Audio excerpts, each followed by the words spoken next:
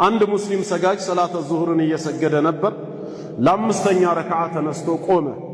ወለም የዝኩር الزيادة إلا وهو في التشهد ይሄን አምስተኛ ረክዓ መጨመሩን ግን አላስታወሰም። አተህያቱ ቁጭ ብሎ በሚቀራበት ጊዜ እንጂ ሙሉ ረክዓውን ካጠናቀቀ በኋላ ነው። ተሸሁድ ቁጭ ባለበት አሁን የነበረው ቂያም አራተኛ ሳይሆን አምስተኛ መሆኑን አስታወሰ። ታዲያ ምን ያደርግ ሲባል ፈዩክሚሉ ተሸሁድ ያን የጀመረውን ተሸሁዱን ይጨርሰዋል። ወዩሰሊም ወደ ቀኝ ወደ ግራ ያሰላምታል። ሰላቱ ተጠናቀቀ ማለት ነው። ላመጣው አንድ ረክዓ አምስተኛ ቂያም ከዛ ምን ያደርጋል?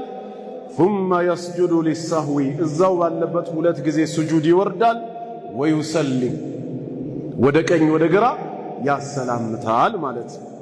فإن لم يذكر الزيادة إلا بعد السلام እሺ መጨመሩን ያስታወሰው ሰላቱን አሰላምቶ ከጨረሰ በኋላ እንጂ እዛው ሰላት ውስጥ ካልሆነስ ካሰላመተ በኋላ ዚክር እያደረገ ወይ ዱዓ ላይ ከነበር ዱዓ እያደረገ በሶላቱ ላይ አንድ ረክዓ መጨመሩ ትዝ ካለውስ ምን ያደርጋል? ሰጀደ ሊሰህዊ ወሰለም ሌላ ምንም የሚያደርገው ነገር የለም። እዛው ባለበት ሁለት ጊዜ ስጁድ ይወርድና ወደ ቀኝ ወደ ግራ ያሰላምታል።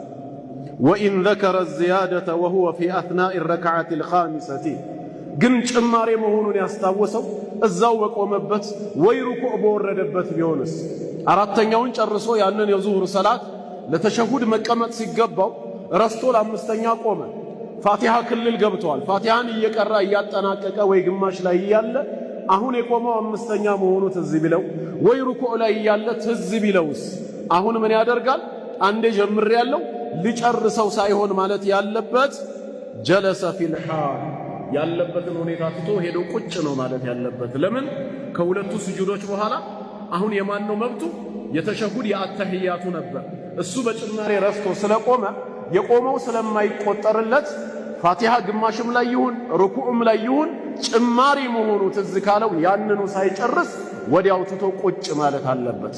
ከዋናው ሊቀጥል ማለት ነው። ከዛም ፈየተሸሀድ አተህያቱን ተሸሁድን ይቀራል። ثم يسجد ويسلم ከዛም ያሰላምታል ወደ ቀኝ ወደ ግራ ثم يسجد للسهو ويسلم ከዛ ድጋሚ ሁለት ጊዜ ስጁድ السهو ይወርድና ወደ ቀኝ ወደ ግራ ያሰላምታል ማለት ነው። አሁን በጥቅሉ ከዚህ ሁለት ነገር ነው የተማርነው ማለት ነው።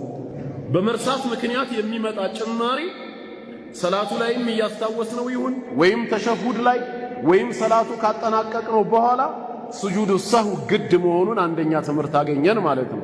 ሁለተኛ በጭማሪ ምክንያት የሚመጡት የሰላት ክፍሎች ስጁድ السهዋቸው ከማሰላመት